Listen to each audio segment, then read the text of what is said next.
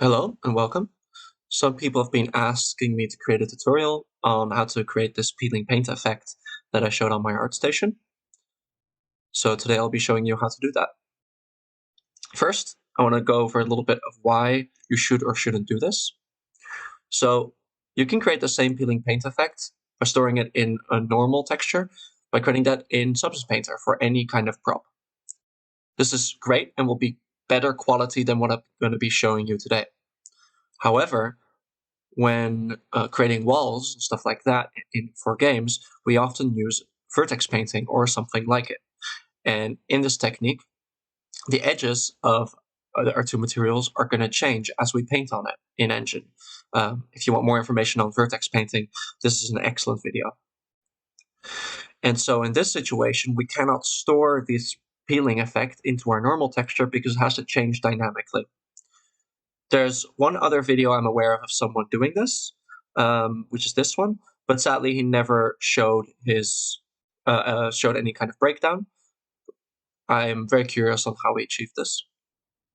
If you want more information on what we're going to be doing today, I recommend this video from Prismatica Dev.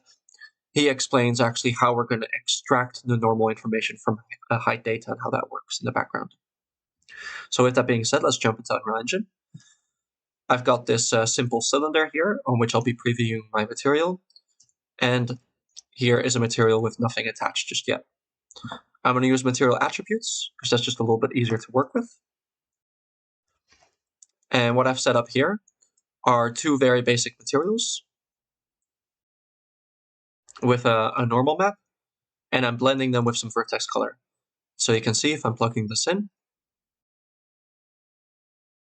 I've got a simple setup here, and I can blend between the two using vertex painting.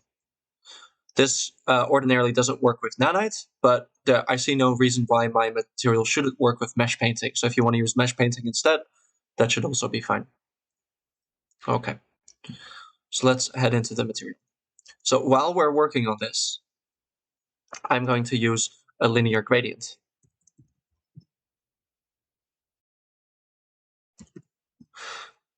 And this will just allow us to see what we're doing in the preview without vertex colors. Instead, I'm just going to set this into a base color so we can preview our blending more easily. I'm going to set this to unlit so we can easily see what we're doing. And to bring this thing a little bit into the middle, I'm going to texture coordinates, add. I guess I could have used subtract there. And then multiply by 2. I'm just going to clamp this. There we go. Okay, so this you don't have to do necessarily, but this is for our preview right here. Okay, so let's get going with creating the actual effect. Normally here, you could just replace this with vertex colors if you don't want to necessarily do this preview part. So first of all, we want to create a hard cut between the paint and the underlying wood. Normally, you could have used something like a round or a seal or floor, but we're going to do it a little bit differently. So first I'm going to subtract 0.1. I'm going to multiply by 1.1, and I'm going to use a seal. And this is going to be the hard cut between our two materials. So you can see here, this will be our mask. On the right will be our paint, and on the left will be our wood. And I'm going to plug this into the blending between the two materials, and you can see that's what's going on now. Okay. The reason I do this is so that there's a little bit of data left here on the left side on the wood. So we're going to be using that in a second. But first, we're going to create the normal effect. So the seal is just for this blend. I'm going to put that off to the side. And if I multiply this, I'm going to create a parameter here, and I'm going to call it peeling length. This will be the length of the curve of the peel, but the default can just be set to 1. I'm going to invert this. I want you to see what this looks like. So what you should imagine is that the paint here is flat, and as this value goes up, it's like the height, and so it's pointing up and then stopping right at the edge of the paint. If we apply a power to this,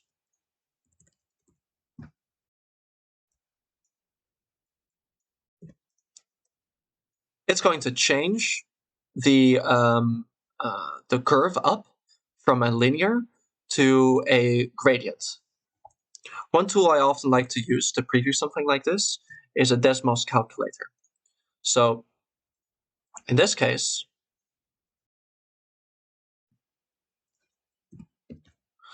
this would be the curve of our paint, but right now it's linear. And by giving it some kind of power, we're creating that curve of the peel.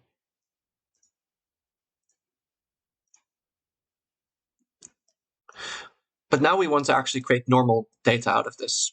So after I saturate, which I just make sure to, which is just going to clamp the values between 0 and 1, we're going to convert this to normal data. And there's two nodes we need for this. We need to prepare perturb normal HQ.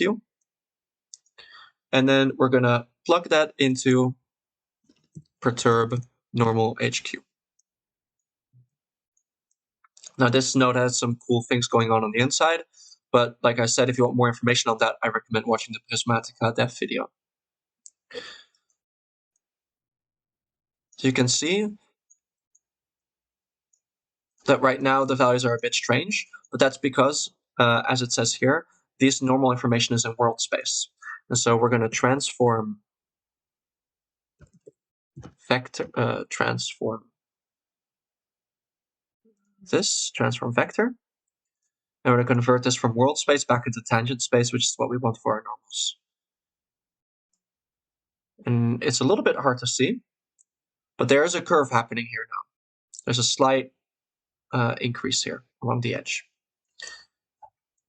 If we plug this into a flattened normal, we're going to create another parameter, and we can call this peeling normal strength. And invert it into the flattened normal. For example, you could set this at 3, and now the normal effect would be quite a bit stronger. Okay, so let's plug that into normal so you can see what it's actually doing. So we've got our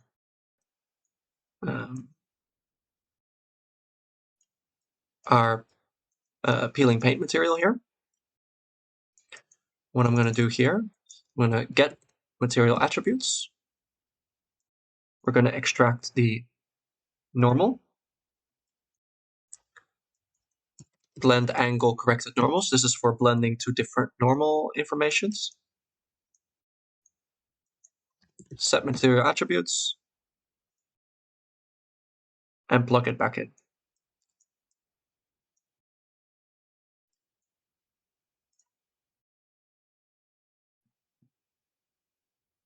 Let's also make sure, oh, yeah, not seeing the effect very strongly right now, or at all.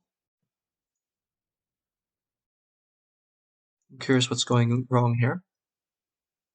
So I was trying to figure out why the effect wasn't working, and it turned out that the linear gradient is just too wide across the entire mesh to really notice the normal paint.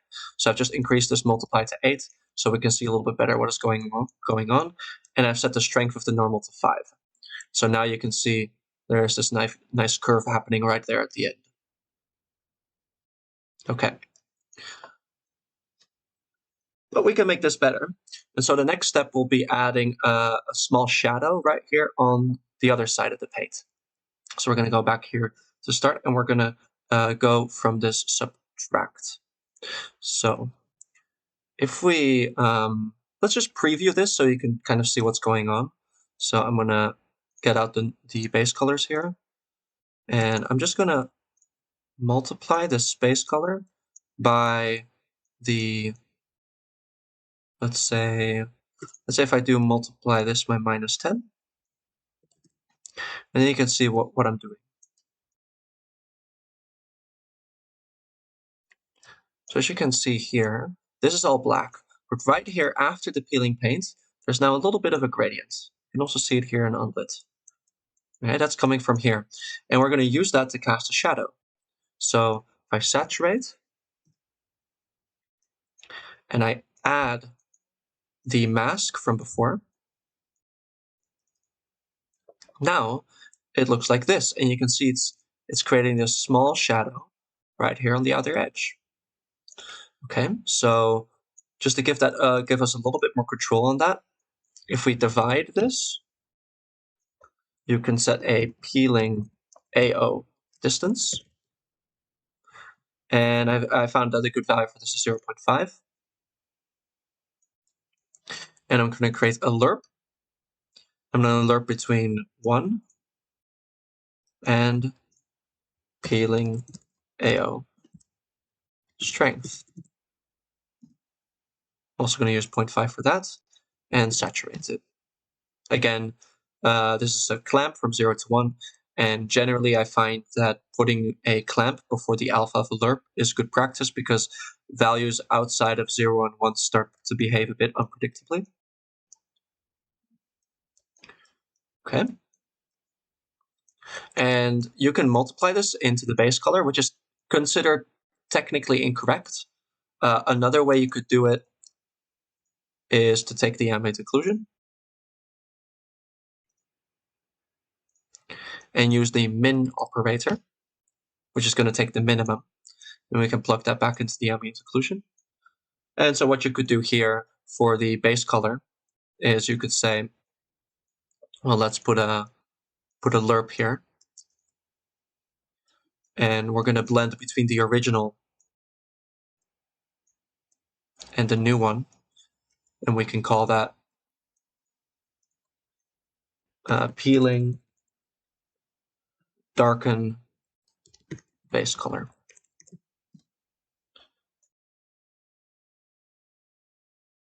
Put that into the base color. And now I think our effect is pretty much complete. We've got a curved angle right there at the end.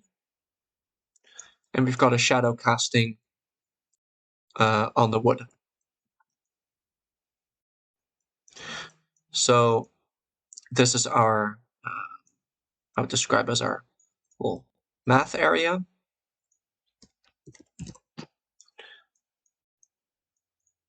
This is for our normal. And this is for our shadow.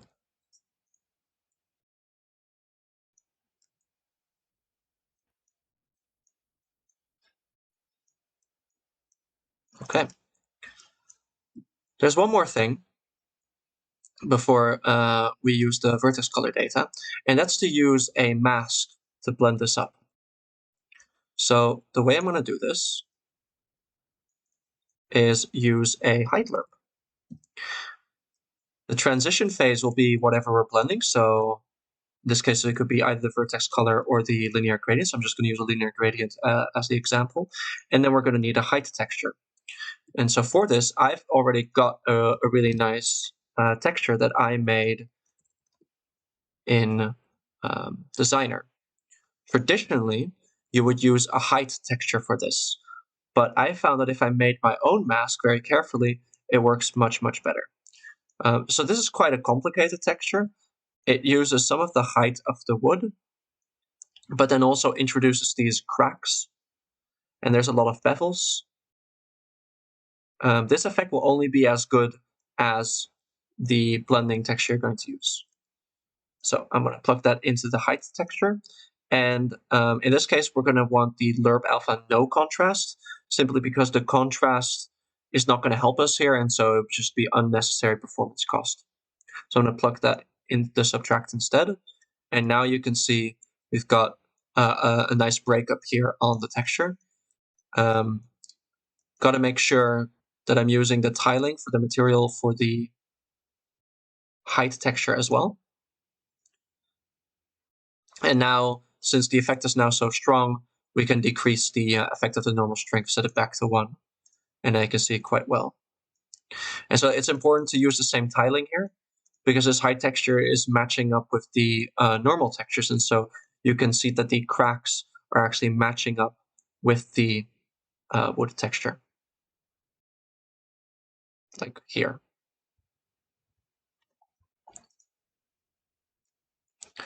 So now we can switch it back to the vertex colors. So put the vertex color in there instead. And I can delete this preview.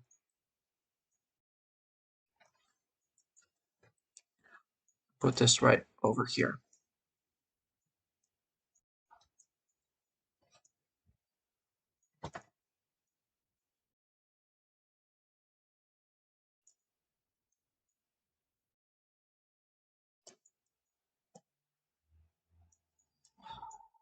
Okay, so I will hope that was helpful. Let's see it in action. To mesh paint, into the red channel, and we're going to start painting in the peeling paint.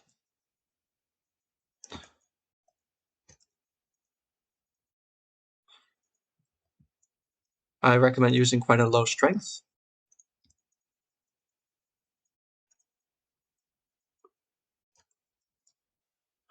If you want to push something like this to the highest level of quality, you'll want some extra blends. So for example, I can vertex blend in some moss or some dirt, and you can add some decals and some hand-placed storytelling. And of course, you want a good lighting scene to really showcase your effect. I hope that was helpful. And if you've got an interesting technique that you came up with, I encourage you to share it. Make a little tutorial or put a breakdown on your post so we can help each other out. Thank you very much.